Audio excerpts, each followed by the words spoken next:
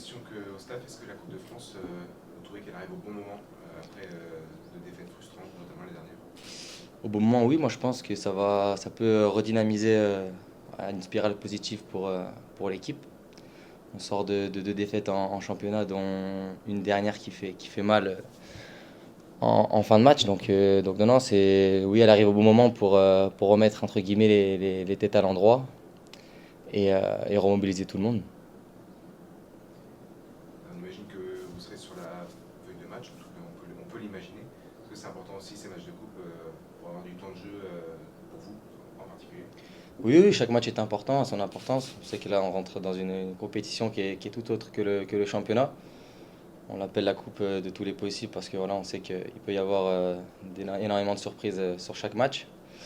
Donc voilà, moi je me prépare comme en championnat à jouer tous les matchs. En championnat, je suis gardien numéro 2. Là, demain, je serai sur le terrain, mais j'aborde les matchs de la même manière et puis voilà.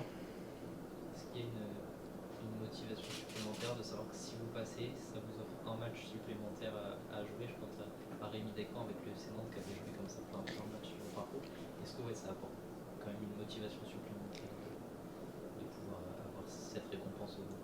Bah, forcément, je pense que si vous posez la question à tous les joueurs, je pense que chacun vous dirait la même chose en disant qu'il aimerait aller le plus loin possible en coupe. Donc forcément, on joue pour ce genre de match-là. On sait qu'au bout des 90 minutes, s'il y a toujours 0-0, bah, il y a une issue qui se terminera au penalty. On va essayer d'éviter ça en se mettant à l'abri le plus rapidement possible demain et en marquant rapidement. Mais bien sûr, on a envie d'accéder au tour suivant. Et puis voilà, mais d'abord, va falloir assurer demain en prenant match par match. C'est quoi le plus important dans un match comme celui-ci où il y a un écart de niveau assez important? Vous évoquez de se mettre à l'abri rapidement. Est-ce que c'est ça la clé finalement pour pas donner espoir à l'équipe adverse?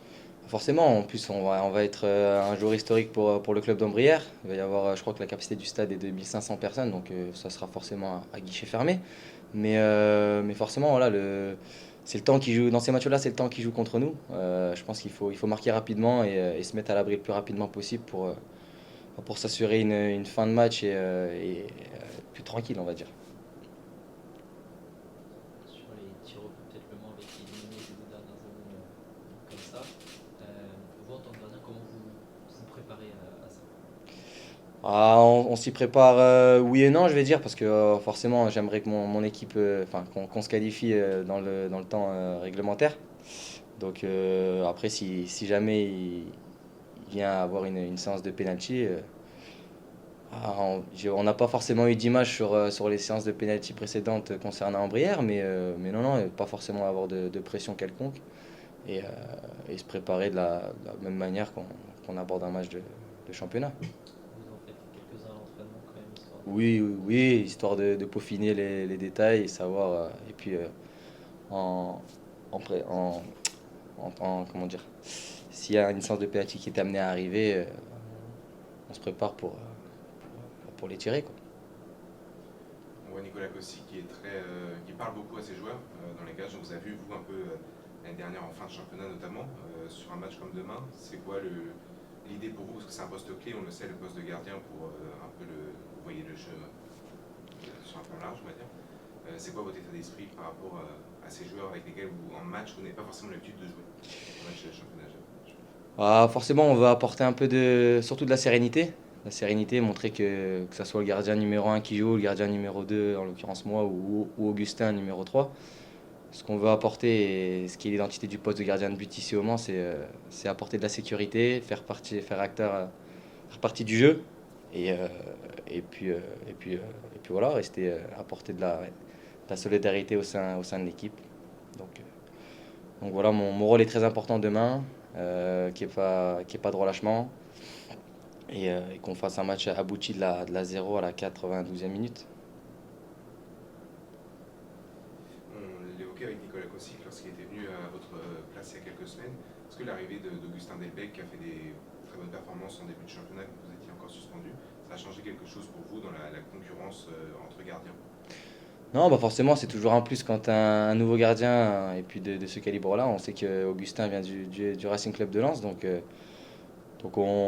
on pouvait potentiellement imaginer ses capacités au niveau du gardien de but. Donc non, non, et ça a ramené, comment dire, un nouveau rythme au sein du groupe gardien de but. Et puis non, on se tire la bourre comme j'aime bien le dire au quotidien. On sait que chaque gardien souhaiterait jouer. Donc ça pousse le numéro 1 à être meilleur, ça pousse le numéro 2 à être meilleur, et puis le numéro 3 à venir titiller à ceux qui sont devant. Plus généralement, après cette défaite, on l'a dit, frustrante mercredi, pardon, comment réagit le groupe finalement dans le vestiaire après? Quels ont été si vous pouvez les dire, les mots du coach, les mots entre vous? Ça a été assez dur, on imagine, au niveau de la tête. Ouais, c'est une défaite pardon, qui fait extrêmement de mal. Surtout qu'on a montré deux visages sur ce match-là. Un en première mi-temps d'un point de vue extérieur, je pensais qu'on maîtrisait le match et que si on allait continuer sur ce rythme-là, bah, que l'adversaire allait craquer. Au final, j'ai senti en deuxième mi-temps un peu de nervosité, un peu de frustration de potentiellement pas avoir marqué en première mi-temps.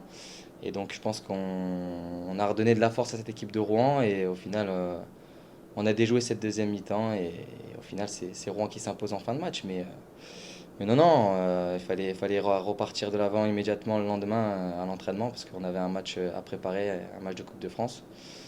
Et comme je l'ai dit auparavant, il faut se servir de ce match-là pour relancer une dynamique positive de victoire, pour ensuite donc d'abord se pencher sur le match de demain, puis ensuite se pencher pour travailler sur Épinal. Tout bon? Merci. Merci, merci beaucoup. Pas de souci.